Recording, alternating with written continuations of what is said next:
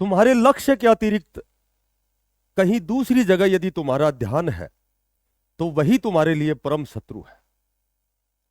और ख्वाब जिसके ऊंचे और मस्त होते हैं, इम्तिहान भी उनके बड़े जबरदस्त होते हैं।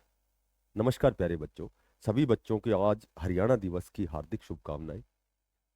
आज की जो अपडेट देखो, एचएसएससी डी ग्रुप के जो बच्चे हैं, जो 2 3 4 नंबर से जो रह गए हैं, उनके लिए एक बहुत ही लेटेस्ट अपडेट है, बहुत अच्छी खबर है। हालांकि ऐसी अपडेट बार बार हम देते रहते हैं, लेकिन कहीं न कहीं इंतजार ही बना रहता है।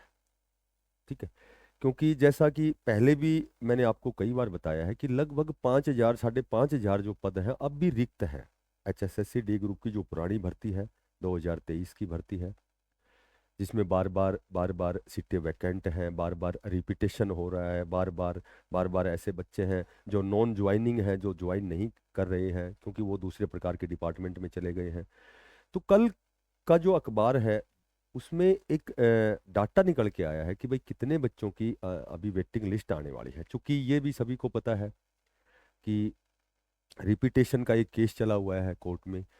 क्योंकि जब रिक्रूटमेंट आया था डी ग्रुप का, जब 2023 सीईटी डी ग्रुप का जब आपका नोटिफिकेशन आया था, आपके जब आरआर तय हुए थे, रिक्रूटमेंट रूल तय हुए थे, तो उसके अकॉर्डिंग यही था कि भाई इसमें रिपीटेशन का मामला नहीं होगा। बहुत बार हमने उच्च अधिकारियों के मुखारबिंद से सुना है कि भाई जितने भी सीटें हैं ये टोटल आपकी इसी सीईटी बेस पर, इसी सीईटी डी ग्रुप के बेस पर आपकी भरी जाएंगी। आपका जो स्कोर कार्ड है वो 3 साल के लिए वैलिड है। जिस हिसाब से सीईटी का स्कोर कार्ड भी 3 साल के लिए उसकी बाउंडेशन होती है, उसी तरह जो आपका डी ग्रुप का जो सीईटी हुआ था उसकी भी जो बाउंडेशन है वो 3 साल की थी।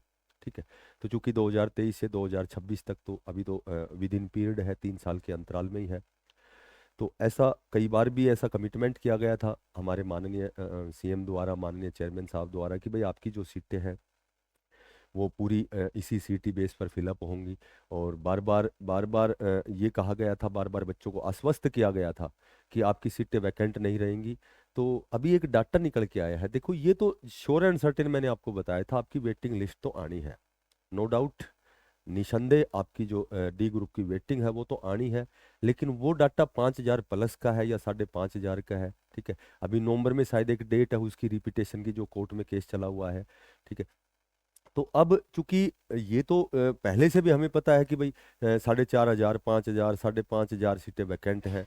क्योंकि बहुत से इसमें 3 कारण मैंने आपको बताए थे। पहला कारण तो ये था कि सीटें वैकेंट हैं। पहले पहले जब शुरू की जो आपका रिजल्ट आया था, ठीक है, शुरू का जब आपका रिजल्ट आया था उस समय लगभग 3,000 अप्रोक्सीमेटली कैंडिडेट ऐसे थे जो दिल्ली पुलिस में, दिल्ली ड्राइवर में, इस तरह से, और चंडीगढ़ में, या फिर केवीएस में, या फिर एसएससी जीडी में, आरपीएफ में। तो वो बच्चे ऑलरेडी पहले ही वहां जाके उन्होंने ज्वाइन कर ली थी। तो पहली जो आपकी 10,997 की लिस्ट आई थी उस समय 3,000 के लगभग तो कैंडिडेट ऐसे थे जिन्होंने ज्वाइन नहीं किया था, वैकेंट सीट रह गई थी। ठीक है, उसके बाद में रिजल्ट भी आपका जो 13,657 कितने पद थे लगभग अप्रोक्सीमेटली, तो यहाँ 10,997 की लिस्ट आई थी। तो यहाँ पहले तो वैकेंट सीटें ही थी। पहला काम तो ये था, क्योंकि वो 5 नंबर का मामला था। वो सारी बातें रिपीट करने से कोई फायदा नहीं, क्योंकि उन चीजों को आपको सबको पता है। दूसरी बात यह है दूसरी बात यह है कि रिपीट का मामला है। ठीक है, तो रिपीटेशन का जो मामला है, रिपीट हो रहा है बार बार, बच्चे बार बार, लिस्ट आती है, कभी 3 4 लिस्ट आ चुके हैं, तो उसमें हर बार बार वो रिपीट होता है। कोर्ट ने एचएसएससी आयोग को भी ये कहा था कि भाई जब जो बच्चा ज्वाइन नहीं करना चाहता, बार बार आप उनको क्यों सिलेक्शन प्रक्रिया में आप शामिल करते हैं, क्यों उनको लिस्ट में शामिल करते हैं, जब वो ऑलरेडी पहले से ही जैसे कहीं और दूसरी जगह चले गए हैं। तो जब वो ज्वाइन नहीं करना चाहते तो आप बार बार लिस्ट में उनका रोल नंबर, उनका नाम क्यों आता है। तो यहाँ रिपीटेशन का मामला। तीसरा तीसरा तीसरा जिन्होंने ज्वाइन नहीं किया, यानी कि नॉन ज्वाइनिंग कैंडिडेट है, जो ज्वाइन नहीं करते और ज्वाइन भी, तो तीनों चीजों का एक ही मतलब होता है कि तीनों बातें सेम ही है कि वो जो बच्चे हैं बार बार जो रिपीट होते हैं तो वो ज्वाइन नहीं करेंगे, क्योंकि उन्होंने ऑलरेडी पहले ज्वाइन कर लिया है। तो अब आपका जो ये इंतजार है ये बहुत जल्दी इसलिए खत्म होने वाला है कि कल की आप हेडलाइन में आप देखोगे कि सरकार ने एचएसएससी आयोग से स्पष्टीकरण मांगा है या स्पष्टीकरण दिया है कि भाई आप जो वेटिंग लिस्ट है, जो ये सीटें जो वैकेंट पद हैं, तो इनकी वेटिंग लिस्ट निकाले। ठीक है, लेकिन अब वेटिंग लिस्ट निकालें तो एज इट इज वही प्रक्रिया फिर होने वाली है, क्योंकि यदि 5,000 प्लस सीट खाली है, यदि इस पर बहुत अच्छा काम नहीं किया गया, तो वही रिपीट का मामला, फिर एज इट इज वही पुनरावृत्ति, वही रिपीटेशन, वही सारी चीजें चलेंगी। तो सबसे पहले तो हम थोड़ा सा डिस्कस करते हैं। देखो कल की जो एक अखबार की कटिंग थी दैनिक सवेरा की थी, उनमें बच्चों ने गुहार भी लगाई है। उनको ये भी कहा है कि भाई 5,000 पद से प्लस पद जो है रिक्त हैं, कृपया कृपया हजारों अभ्यर्थियों को उम्मीद भी है इनसे। देखो इसमें लिखा हुआ है कि 6648 की जो लिस्ट आई थी उसमें से लगभग 4,000 से 5,000 पोस्ट खाली रह गई है। इसलिए वैकेंट पोस्ट, ठीक है, वैकेंट यानी सीट खाली है। रिपीटेशन वही पुनरावृत्ति, बार बार रिपीट होना। नॉन ज्वाइनिंग, जिन्होंने ज्वाइन नहीं किया। तो ये मिला के लगभग 5,000 प्लस की एक और लिस्ट लगा सकते हैं, और ये लिस्ट है आपकी आएगी।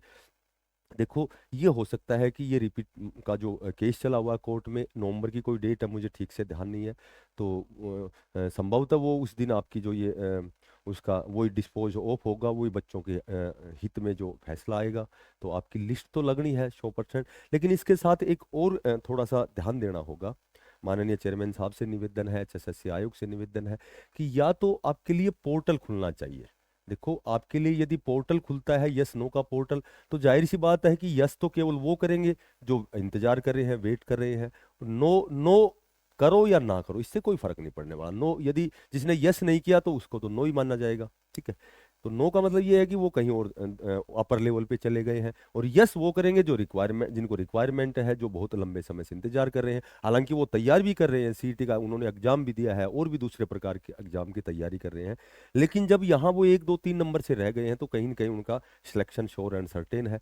तो वेटिंग लिस्ट जितनी जल्दी आएगी उतना जल्दी ही उन बच्चों को एक्स्ट्रा बेनिफिट होगा।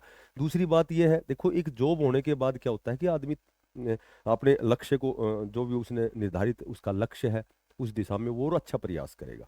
जो उसके जीवन की बुनियादी चीजें, उनकी मूलभूत आवश्यकताओं की पूर्ति होगी, तो जाहिर सी बात है वो डी ग्रुप को स्वेच्छा से छोड़ देगा, क्योंकि उसकी तैयारी इतनी ज्यादा है कि वो बढ़िया लेवल के टेस्ट को फाइट करेगा, बढ़िया अपर लेवल पे वो जाएगा।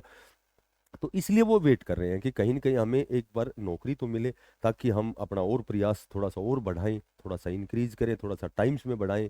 और दूसरी कंडीशन ये है कि यदि दोबारा से यदि फॉर्म भरवाए जाएं, एडवर्टाइजमेंट की जाए, फॉर्म एडवर्टाइजमेंट करके और फिर बच्चों से भरवाए जाएं जिन्होंने ये सीईटी डी ग्रुप का एग्जाम दिया है, तो जाहिर सी बात है फॉर्म वही अप्लाई करेंगे।